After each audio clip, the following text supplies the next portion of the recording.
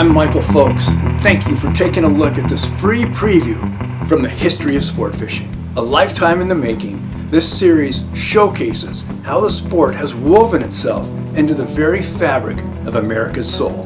Man has fished since the beginning of time. Through the ages, innovative men and women have transformed what was once an act of survival into the sport that it is today, enjoyed by millions throughout the world. I hope you enjoy this preview and will join us for the rest of this amazing journey as we celebrate the history of sport fishing.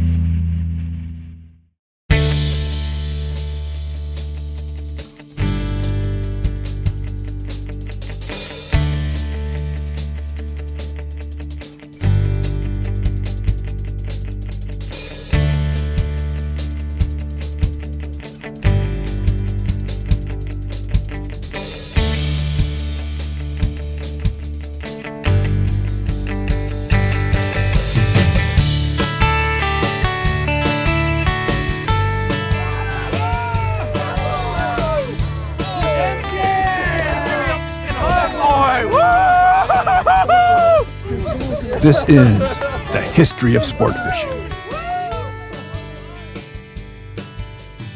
Chapter 3, In Search of Giants.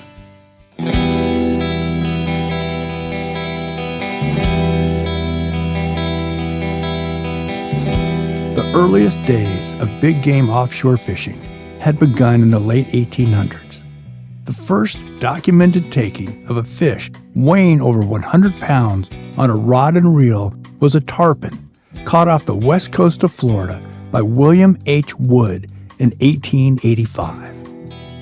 A few years later, Colonel Clinton P. Morehouse and Dr. Charles Frederick Holder of California's Catalina Island Tuna Club would take giant bluefin tunas weighing nearly 200 pounds. In the coming decade, records would continue to be set and records broken.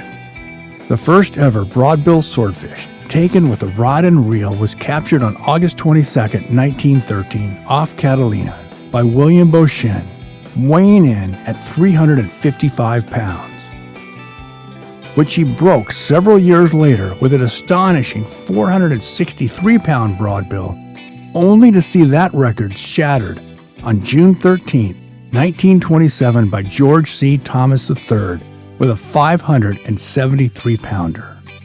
Stories of epic battles with massive fish began to spread around the world.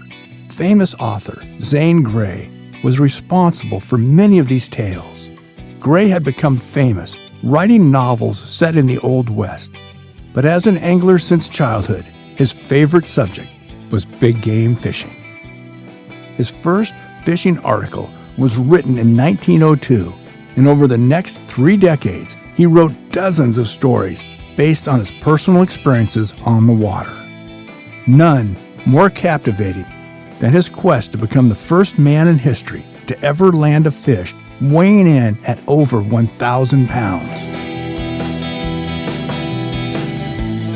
And that quest took him around the world, from Avalon to Australia, New Zealand, and finally Tahiti. Zane's lifetime goal had been to catch one of the grand billfish of the South Seas. Tahiti was the answer, and upon the fishermen's arrival, they were greeted with open arms. In the 1920s, many of the world's most famous writers found this tropical paradise irresistible.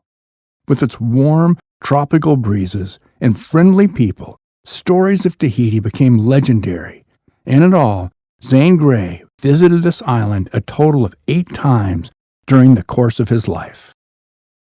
Ever the perfectionist, Zane was joined by Captain Mitchell and Peter Williams here on board the Fisherman for some last-minute preparations before heading out on the Alma-G, which Mitchell and Williams had brought across from New Zealand on her own bottom. As prolific and abundant as the bait was in New Zealand, it was virtually non-existent in Tahiti. Daily, they searched for bait, finding only an occasional bonita, which rapidly spoiled in the warm waters. Leaving the lagoon, Zane called these breakers the wild horses of the sea. Without any real knowledge of the local waters and conditions, Zane spent 86 consecutive, long, hard days of toil without catching a fish until the fish of his lifetime appeared behind the boat, as shown in this historical footage of the first ever 1,000-pound fish ever captured with a rod and reel. Let's listen to Zane's account of this incredible fish in his own words as we quote from his book, Tales of Tahitian Waters. Suddenly I heard a sounding, a vicious thump on the water. As Peter yelled, "Jesus!" the other boys piled into the cockpit to help Peter get the teasers in. Before this was even started, the fish ran out 200 yards of line. Then, turning to the right, he tore off another 100, all in a few seconds. Then a white splash high as a tree shot up, and out of which leaped the most magnificent of all the leaping fish I had ever seen. "Giant marlin!" yelled Peter. This glorious fish made a leap of 30 feet, low and swift, which gave me time to gauge the enormous size and species. Here at last on the end of my line was the great Tahitian swordfish. He looked monstrous. When he hit the water, he sent up a splash like the flying surf on the reef. Out he blazed again, faster, higher, longer, swirling the bonito around his head. The white line melted. Smoke burned off the reel. I smelled the scorching. It burned through my gloves. "Water! Somebody pour water on this reel!" 500 yards from us, over a third of a mile, he came up to pound and beat the water again into a maelstrom. I began to pump the reel as never before in all my life. How precious that big spool, that big reel handle. We got back 200 yards of the 500 out before he was off again. We ran down upon him. I worked as before, desperately holding on. I was completely winded, and the hot sweat poured off my arms and breasts. How his tail pounded the leader. The short, powerful strokes vibrated all over me. His power to leap was beyond credence. This swordfish was so huge that when he came out in a dazzling swift flight, my crew went mad. Blisters began to smart on my hands. My swordfish with short, swift runs took us 5 miles further out. Then the welcomed sea brought us back all without leaping. He never sounded after that first dive. The bane of an angler is a sounding fish, and here in Tahitian waters, where there is no bottom, spells catastrophe. The marlin slowed up and took to milling, a sure sign of a rattled fish. I taxed myself to the utmost and spared nothing. In another hour, which seemed only a few minutes, I had him whipped and coming. I could lead him. The slow strokes of his tail took no more line. Then he quit wagging. I heaved and wound. With the end of the double line over my reel, I screwed the drag up tight. Suddenly, I felt tugs and jerks at my fish. "Sharks!" I yelled. "My God, they're on him!" Peter roared. "Rope him, Charlie!" yelled Peter. "The rest of you, fight off the tigers." My heart had ceased to function.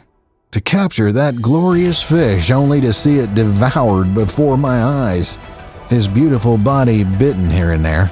But Peter made an attempt to lift him onto the boat, and all 6 of us pulled on the ropes. I could not stand erect, and my hands hurt as we ran for the nearest pass. It took a dozen men to drag him in, and when they at last got him under the tripod, I approached, knowing I was to have a shot. His length was 14 feet 2 inches, his girth 6 feet 9 inches, and his weight was 1,040 pounds. This was truly the crowning achievement of Zane Grey's illustrious fishing career. On May 16, 1930, Zane became the first man in history to ever hook and land a fish weighing over 1,000 pounds. By the late 1930s, big game fishing was becoming well established in the United States. There were now charter boats departing daily for trips along the coastal regions across the country. Most left in the morning and would return by early afternoon, having never ventured more than 20 or 30 miles from land. But following World War II, as fuel restrictions faded into memory and factories turned their focus from war supplies back to consumer goods, sport fishing entered a new era of offshore adventure.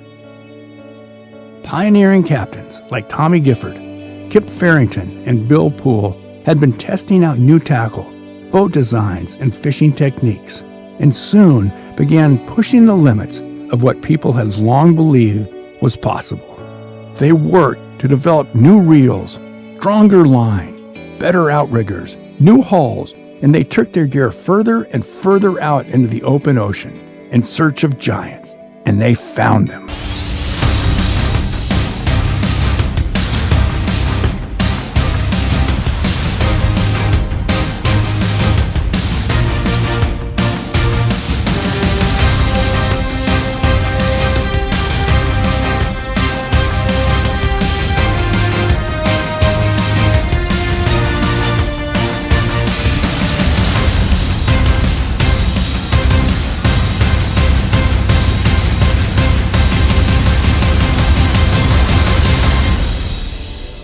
The key to any successful fishing adventure is finding the fish.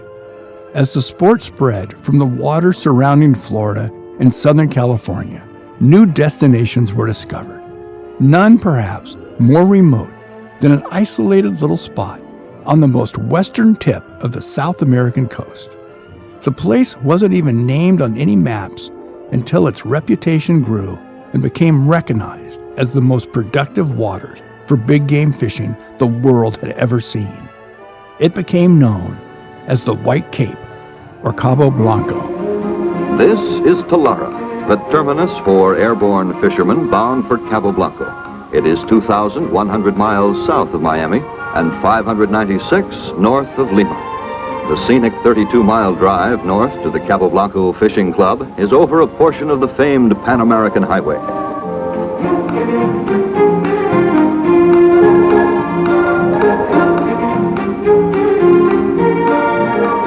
Cabo Blanco, or White Cape, was not even important enough to be shown on maps until a handful of sportsmen who roam the world in search of exciting big fish fell in love with the area and founded the Cabo Blanco Fishing Club. This lovely clubhouse, completed in 1954, is one of the most luxuriant in the world.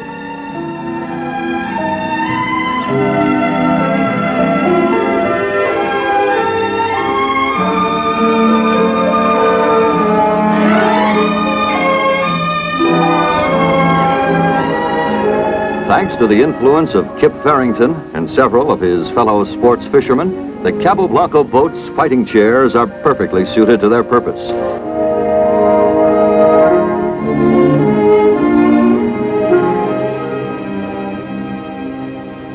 The crew on their mast lookout have sighted a tailing fish. This is a fine broadbill swordfish, estimated to weigh 400 pounds.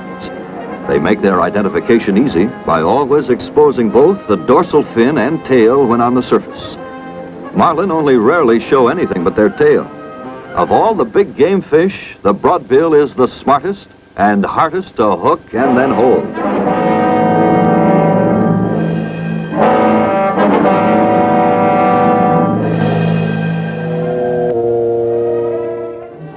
Cabo Blanco is probably the only place in the world one finds broad-billed swordfish, big-eyed tuna, black and striped marlin in the same waters at the same time.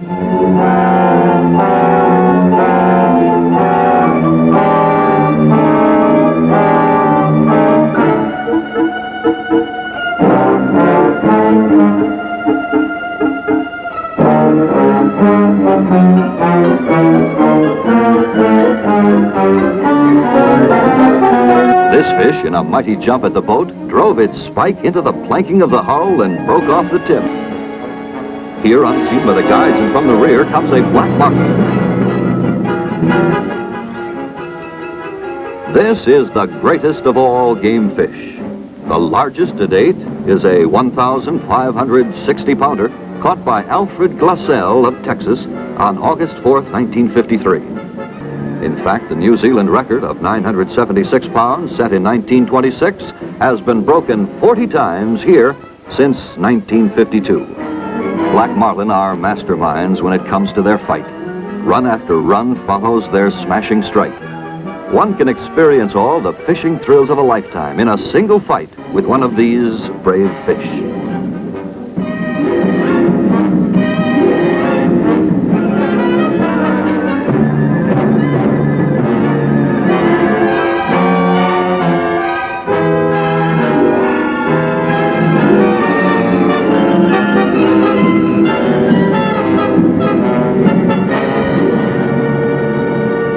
Cabo Blanco in the 1950s was considered by many as being the greatest, most productive big game blue water fishing the world had ever seen. On April 4th, 1952, Alfred Glassell Jr. landed a 1,560-pound black marlin. A pair of 1,200-pounders were landed by the husband and wife team of Caroline and Maurice Myers Jr. on the same day from the same boat. Anglers flocked to the White Cape, including perhaps the greatest Major League Baseball hitter of all time, Ted Williams, to do battle with these magnificent fish. This is the story of the biggest fish I ever caught. It takes place off the coast of Peru. This most western point of South America, the junction of two currents, creates some of the hottest fishing ever known. In fact, that strip of water is known as Black Marlin Boulevard. Early morning, everyone heads out in the same direction. At times, schools of Spanish mackerel seem to cover acres of the water. We're 3 degrees below the equator, and that's no pirate get-up. Ted's protecting his face from the wind and salt spray under the hot sun, a trick he picked up from the Peruvian crew. Uh-oh, looks like the boys see something. There he is, under the bird. The race begins, and we're running wide open. The idea to get ahead and finally cut in front of the marlin so the bait can be presented to him.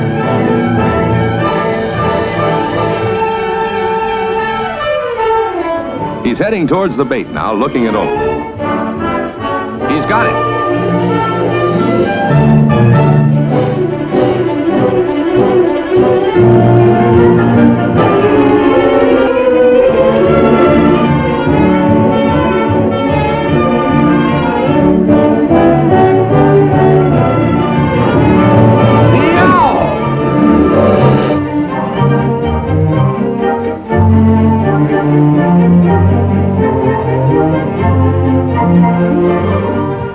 When he hears the weight, 1,235 pounds, he's really off. As a matter of record, right then, Ted's marlin is the 8th largest game fish ever caught on rod and reel.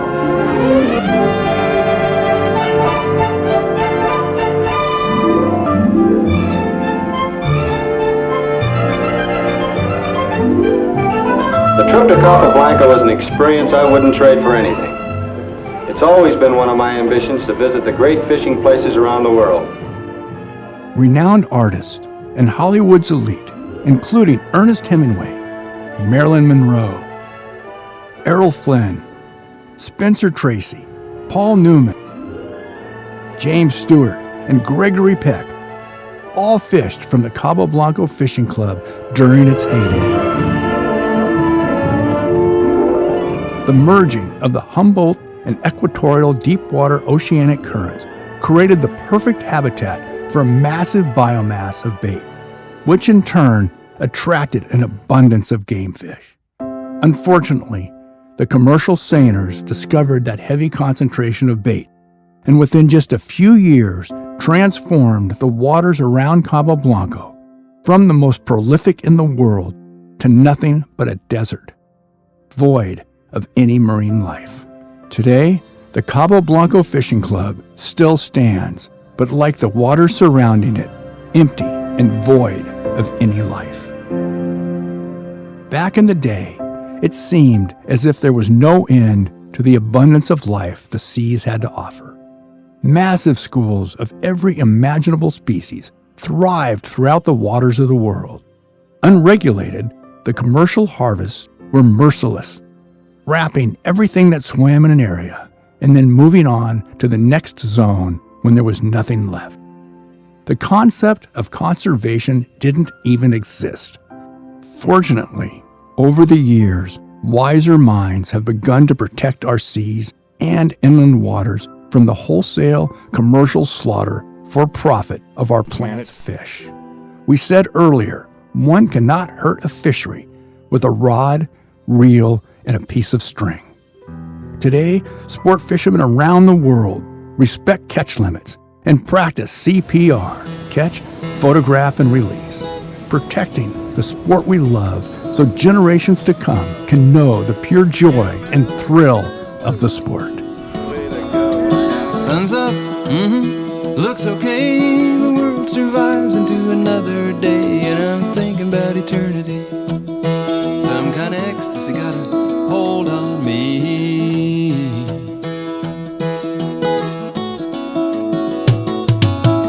I had another dream about lions at the door. They weren't half as frightening as they were before, but I'm thinking about eternity. Some kind of ecstasy got a hold on me.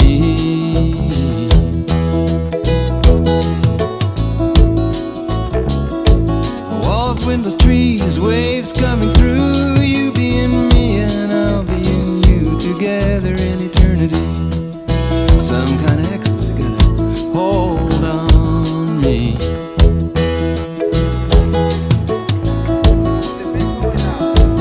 Up among the firs where it smells so sweet, or down in the valley where the river used to be, I got my mind on eternity.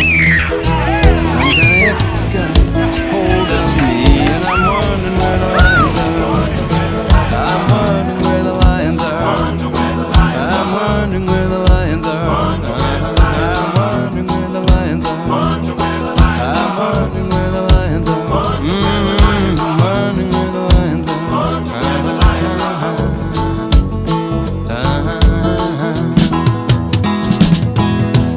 Huge orange flying boat rises off a lake. 1,000-year-old petroglyphs doing a double take, pointing the finger at eternity.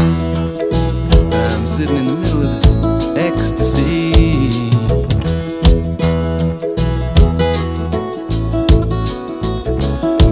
A young man marching, helmet shining in the sun, polished and precise like the brain behind the gun should be. They got me thinking about eternity, but some kind of ecstasy got a hold on me.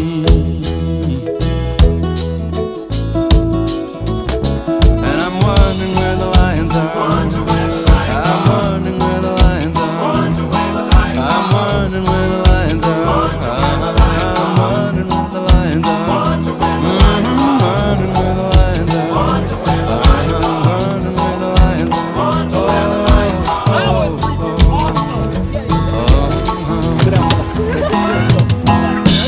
Freighters on the knot on the surface of the bay. One of these days we're gonna sail away, gonna sail into eternity. Some kind of ecstasy got a hold on. Coming under. And I'm wondering where the lions are.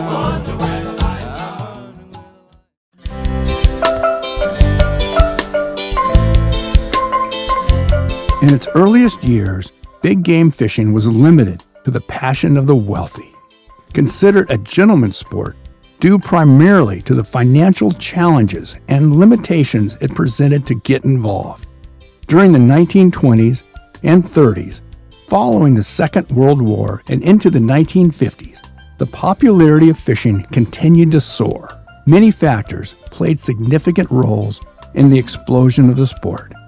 One of the most widespread influences was the publishing of exciting fishing articles and novels by authors like Ernest Hemingway, Kip Farrington, Joe Brooks, Philip Wiley, and Zane Grey.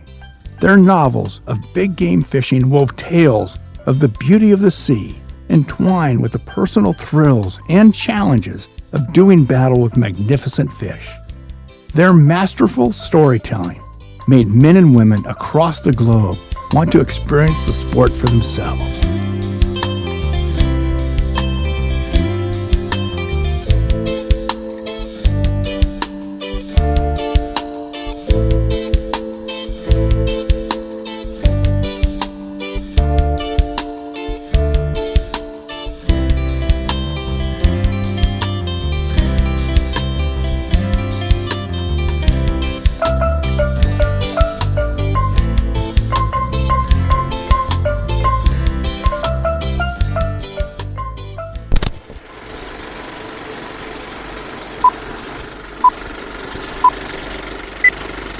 On July 2nd, 1928, W3XK aired the first public television broadcast in history from the General Electric facility in Schenectady, New York.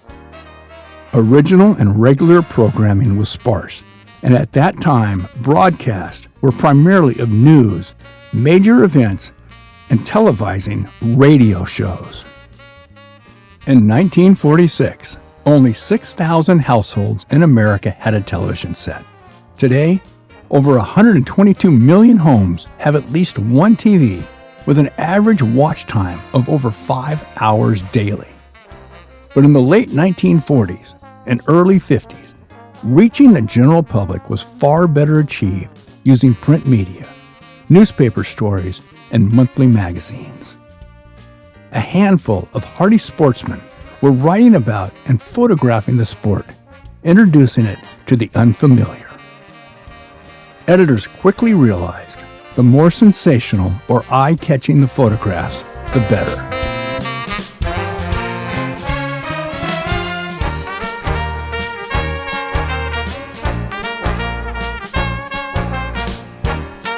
Professionally written stories of hunting and fishing adventures captured the public's imagination. News wire services like Associated Press, UPI, and Acme News were seeking out photographers and public relations firms to draw in more subscribers. A new group of hardcore fishing pioneers in the Keys soon emerged. Stu Apt, Ted Williams, Flip Pallett, Julio Sanchez, and Cisco Fernandez, along with guides like Jimmy and wife Frankie Albright. The Hollenbeck brothers, Holly and Raleigh, became leaders in saltwater fly fishing, and the relatively new cottage industry of charter fishing emerged. Marinas, charter boat services, and family-run fish camps evolved into exclusive fishing clubs with big tournaments springing up across the country.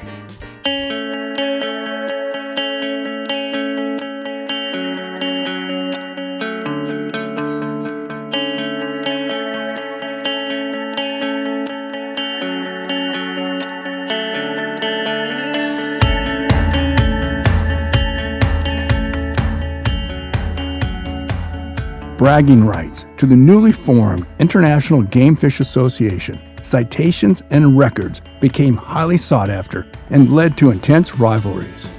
The West Coast had the strong, early reputation of big game fishing, but now Florida was coming into its own, even eclipsing California as a destination for fishing tourism. This led to an unofficial West Coast versus East Coast competition among some of the biggest names in the sport. The rivalry reached a new level in the 1950s when the Isla Mirada Fishing Club sponsored a Florida versus California fishing duel. No one in those days could have even imagined or foreseen the multi-billion-dollar international industry the sport of fishing would evolve into today. For the first time in history, vacationers began planning entire family excursions around sport fishing. Fishing was sweeping the nation, and everyone, from kids with cane poles and bobbers, television and sports heroes, to presidents and kings, were fishing. Thank you for watching, and I hope you enjoyed the preview. If you'd like to see more, please visit the History of Sport Fishing online community by clicking on the link below. If you have any questions or comments, please post them, and I'll get back to you as soon as I possibly can.